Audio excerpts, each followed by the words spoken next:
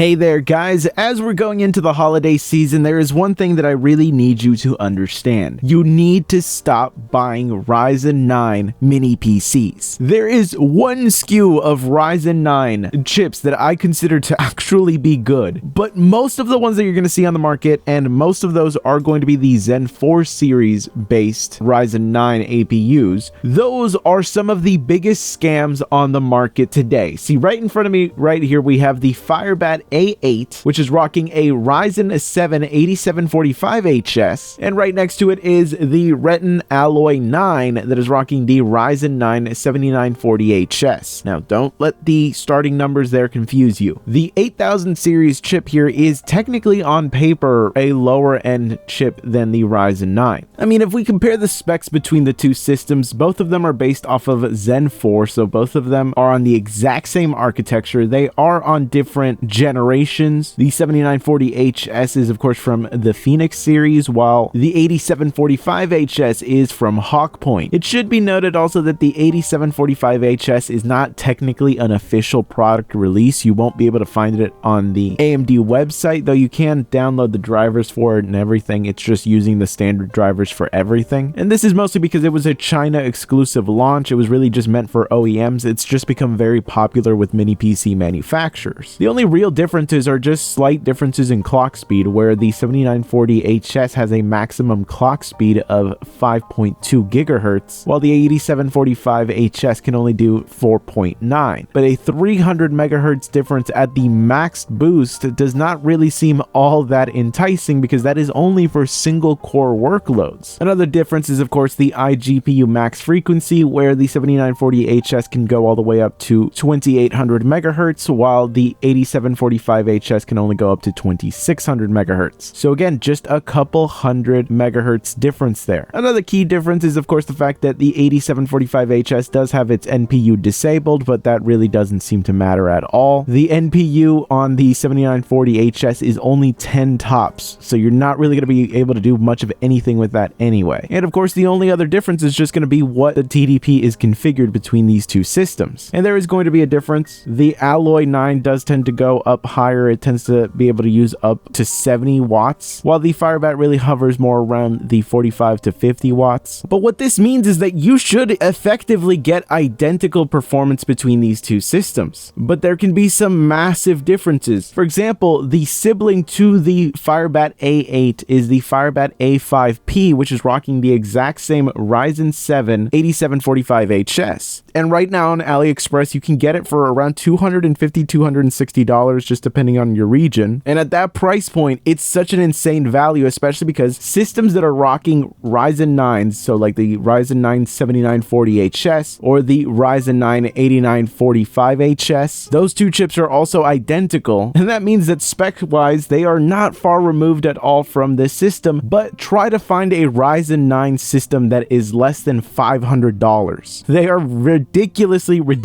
expensive, and you're essentially paying twice as much money for what should effectively be no performance difference. And let's just jump right on in and take a look at what the actual difference is, if there even is any. So starting off the comparison, we are taking a look at Counter-Strike 2 running with the lowest in-game graphics settings, but we aren't using FSR at all, and you can see that both systems are scoring very similar scores to each other. Both systems are providing a fantastic higher refresh rate gaming experience here, but there is a difference, though I don't know if a 5.6% increase in an FPS average and a 4.3% increase in the 1% lows really justifies spending twice as much money here. But you do see that the extra clock speed of the 7940HS is being used here, so that is why we're seeing an increase in performance, though you will also see that it's using noticeably more power just to give us that small little boost in performance. So it's clearly past the efficiency curve here, which is to be expected with these higher end chips, where they kind of just start to juice them up more to be able to get that extra little bit of performance. But the price difference here, I don't know if it would be worth it. Well, I shouldn't say I don't know if it's worth it. It's definitely not worth it. I mean, just jumping into Rainbow Six Siege X here, running at the ultra graphic settings, though we are using FSR at the quality preset, you will see that both systems are providing a great experience here, and there is a bit of a bigger gap here, at least in the 1% lows, where this time we see a 6.7% increase going with the Ryzen 9, and and we also see a 7.5% increase in the FPS average. But again, we are talking about single-digit performance increases for double the cost. And again, you'll see the system is using more power to give us this small little boost in performance. It's not completely insignificant, but when we really bring it into the context of price here, it just doesn't make any sense. Now, I also took a look at Ghost Recon Breakpoint running with the built-in benchmark at the medium graphics settings, and here we will see that again there is a bit of a gap going on. We do see an almost 9% increase in performance, at least in terms of the FPS average, but that's kind of completely negated by the fact that the 1% lows were effectively identical. I would consider a 1 FPS difference to be pretty much the same, because across multiple runs, it just means that one of them is going to end up trading places with the other more than likely. That FPS average difference though was more consistent, but again, it's not really going to translate to that much better of an experience since the 1% lows aren't really seeing that much of an uplift at all. And jumping on over to Mountain Blade 2 Bannerlord, I did run this with the medium graphics settings, and both of these systems ended up producing a pretty great result here. Both are giving an above 60 FPS average, which is really where you want to be here. Both have some great 1% lows, and again, the percentage difference that we're talking about here is so minuscule that it doesn't really matter. The point is, you can kind of see the pattern that I'm trying to shape here, where the performance difference between these two is really just going to be non-existent. I'm going to try to speedrun my way through these next few games here just to wrap up these comparisons, because you can see the pattern that's forming here. We're effectively getting identical performance in Marvel Rivals, and this is running with the lowest in-game graphics settings. This is even lower than the lowest graphics preset. You have to manually set this to the lowest setting, and we are using FSR at the performance preset, and both are at least providing a above 60 FPS average, but both the averages and 1% lows are effectively the same. I also took a look at Tiny Tina's Wonderland running with the lowest in-game graphics settings, but we did not use any type of FSR, and again, the performance here is very similar, though this did show one of the biggest gaps that we've seen so far. But a 7.4% increase in an FPS average and an 8.9% increase in 1% lows doesn't really amount to all that much of a difference in the experience, especially because this is already an above 60 FPS average, where we're already into the 80s, so this is going to feel like a smooth experience on both systems anyway, so again, spending twice as much money for this level of performance. Next, I took a look at Shadow of War running with the medium graphics settings, and both systems did an acceptable job here. It's nothing remarkable considering that we had to use the medium graphics settings here, but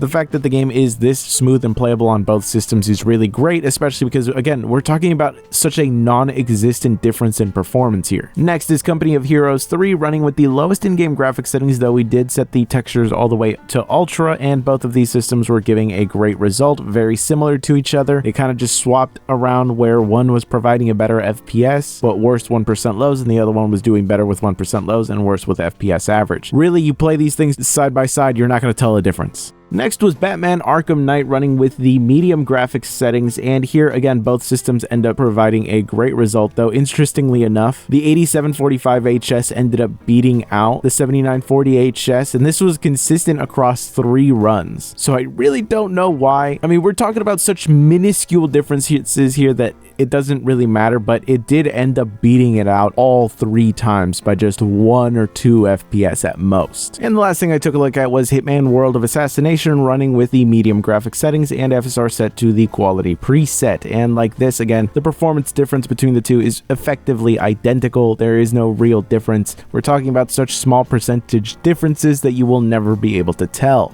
So can you see what I mean when I say you just shouldn't buy any Ryzen 9 based mini PC? In general, they're always going to come in at a higher price point, and it's really just not going to be worth it. Unless there's something specific to a design that only has a Ryzen 9 chip that you want, there really just is not a reason to pick one up. And even then, what could a system have as a feature that would make it worth spending twice as much money? The thing that annoys me the most about all of this is that it kind of puts us all in a very awkward spot where past this price point, you know, starting off with the cheapest 8745HS systems, all the way up to systems that are in the $600 price range, they're all effectively going to perform the same. It's really not until you start to get towards that $750 to $850 price point that you start to get into mini PCs that are rocking Zen 5 chips, and even then, they're not exactly in the best configuration. A lot of them end up using SODIMM memory, especially at those cheaper prices. misses, and that means that the performance advantage that you get from these newer GPUs don't really translate all that much because they're limited by the bandwidth that they have. All the systems that you see out there that have the HX370 that are getting fantastic performance, those are using soldered memory that is really fast in comparison to what we have for slotted RAM. That tops out at a speed of 5600 megahertz, while the systems that you're seeing with the HX370, they're going all the way up to 8500 megahertz. So that's dramatically going to affect performance. So I'm going to link down below some systems that you should check out and just avoid any Ryzen 9 based systems. I'll go into detail more about the Ryzen 9s from the current generation, that being the Zen 5 ones, because there's still a lot of issues that I have with them, but those are really for their own dedicated video. But I'll talk to you guys in the next one.